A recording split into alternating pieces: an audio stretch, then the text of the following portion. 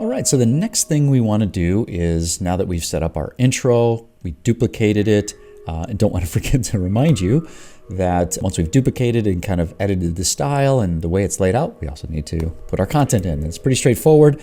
You're just going to copy and paste. Now, when you're pasting content in from any other document, what you want to do is be cognizant of the idea that sometimes a lot of special information can get pasted in here and make your content look weird. And so there's this option right here, this little, and it says paste as plain text. So if I open this up, whatever content I copied and pasted, I put it in here, and then I paste it in like that, and that will ensure that the content is being pasted in clean.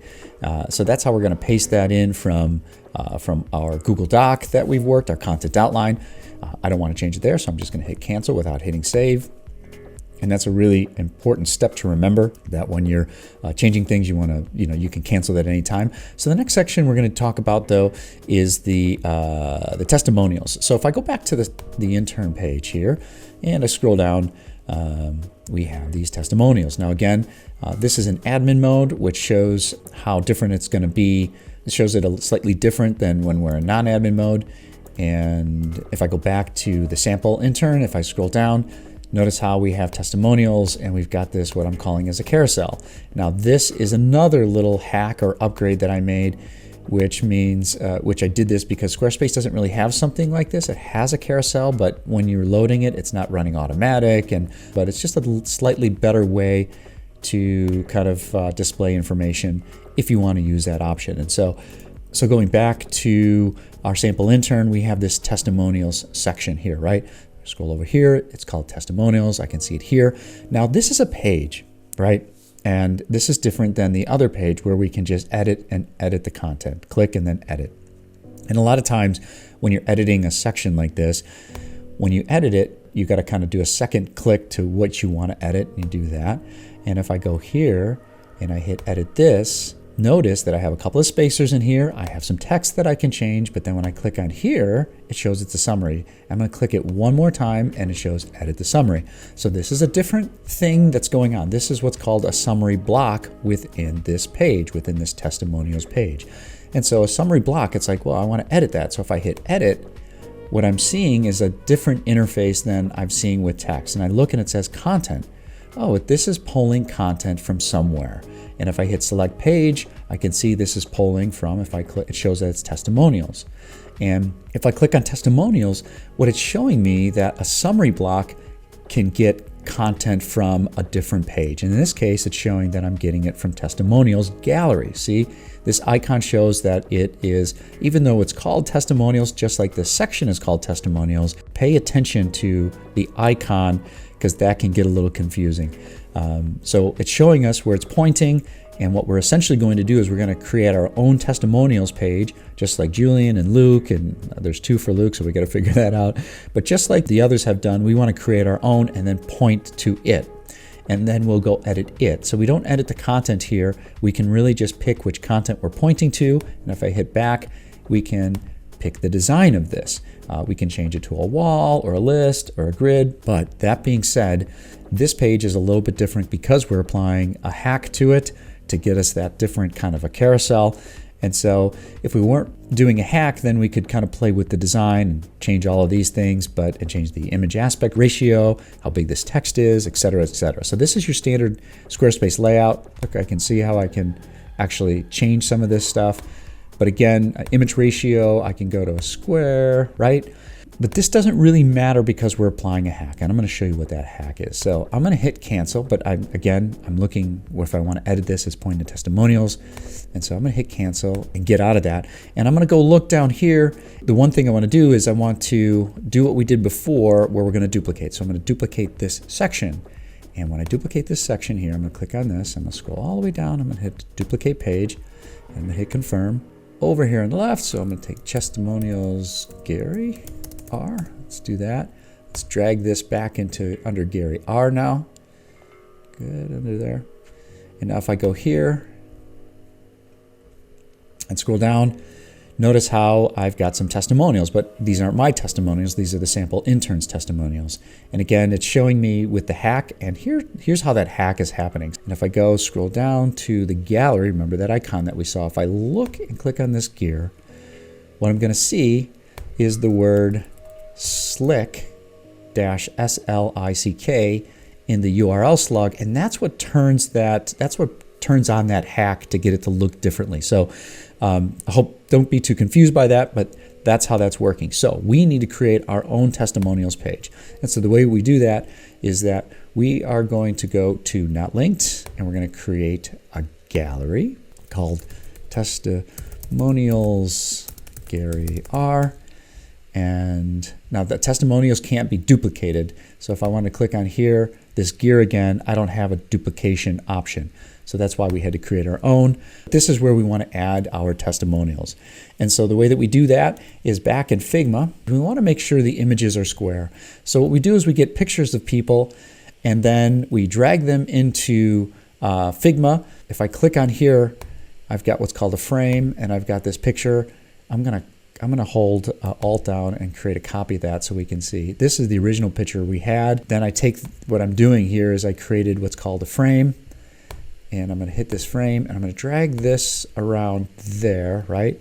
And so now if I look, that's the frame, and this image is part of this frame. I can take it out and see how the image over here is out of the frame. If I put it back in here, it's in the frame. And now what I'm going to do is I'm going to click on this frame here, and then I'm going to hold down Control, because if you actually, I guess I don't have to. Sometimes I'm not sure. So I'm going to grab this and kind of size it around. Oops, that's where I have to hold Control. So if I hold Control, it doesn't pull her down here. It allows me to kind of, I'm going to zoom in a little bit, and kind of frame her out. And then once I kind of get close like that, I'm going to go over here and I'm going to get the width and the height to be square. So 189. Let's try 189 here. See how now it's square, 189 by 189. I can click on that image and I can kind of move her around as well if I wanted to. And then I'm going to name it Carol here. And then the same with the other ones, is that just make sure that they're square, 275 by 275. The bigger, the better. These are really super small. These are not ideal, but this is just kind of what I currently have. And then again with the export, so if I go with the JPEG, do a preview. Let's export this to, I'm gonna go mine. I'm gonna create a folder here. And let's call this one Abby 1.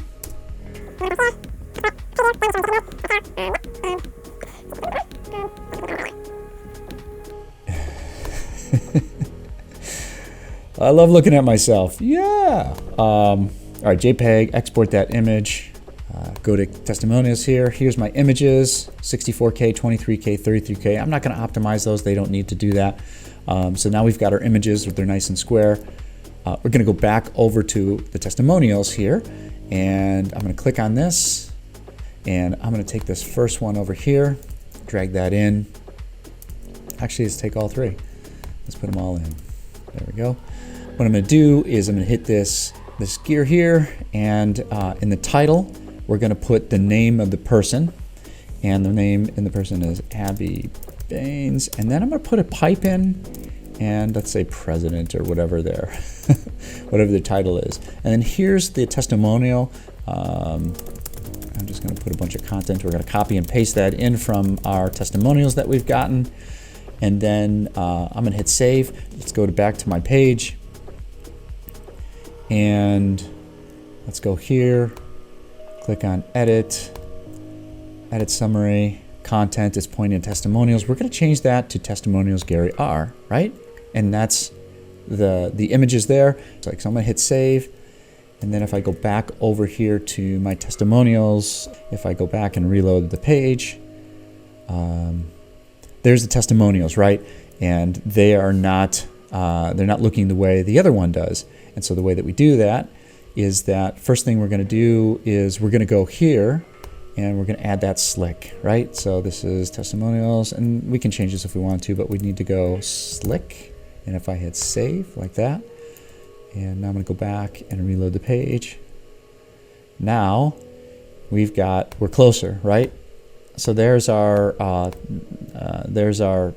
testimonials in a little bit different format, and we've got to do a little bit more to get that the way the testimonials are designed. So why isn't it working? That's why we go back to here, and we know that this testimonials is coming from this testimonial.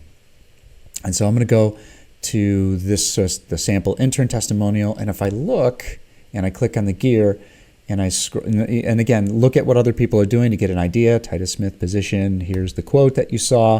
If we scroll down, I hit tags. Notice that I've got testimonial, and then I've got this underscore EIT, which stands for excerpt image title. This is the hack that I've created that it'll put the excerpt or the quote first, it'll put the image second, and it'll put the title last.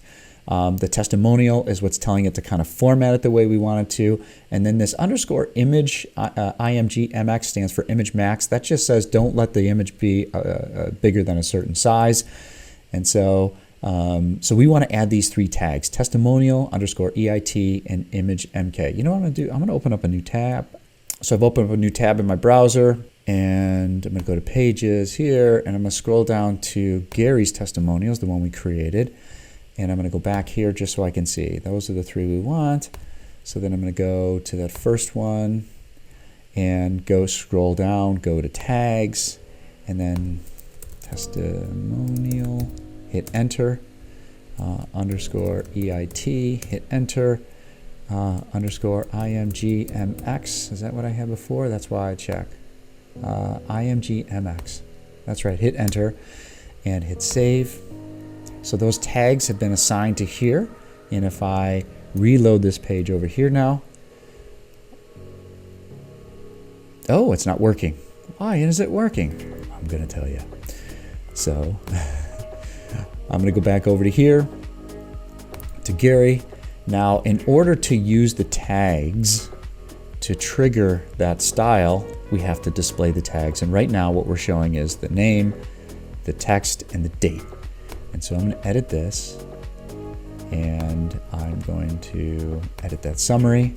So I'm going to edit this, and I go to content, and I'm going to look here underneath the content that we chose to what's called the primary metadata. This is called metadata down here, and it says date posted. We want to change the date posted to tags.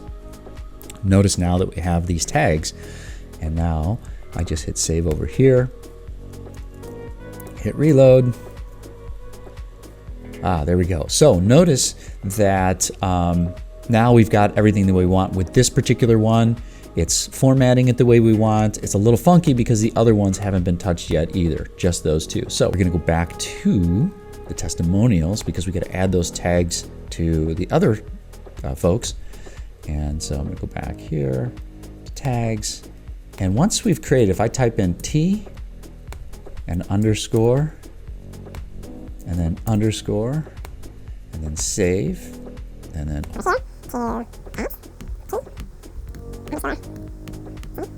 now if we hit reload, and now we've got our testimonial set up. Now I'm getting undefined because I didn't add any content in there yet. So we gotta go back here and drop in title, and then this, save, reload, and there we go.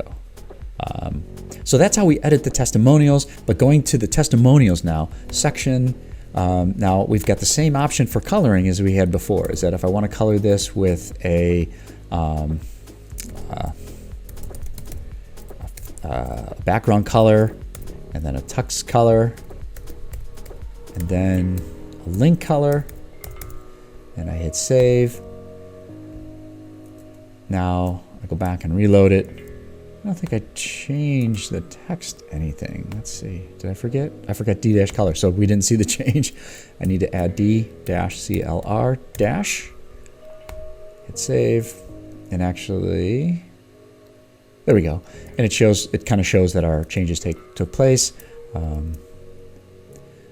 So our link colors are, so I can't really see the change, but it is changing. Let's say I wanted to go back and change the text color to be super light,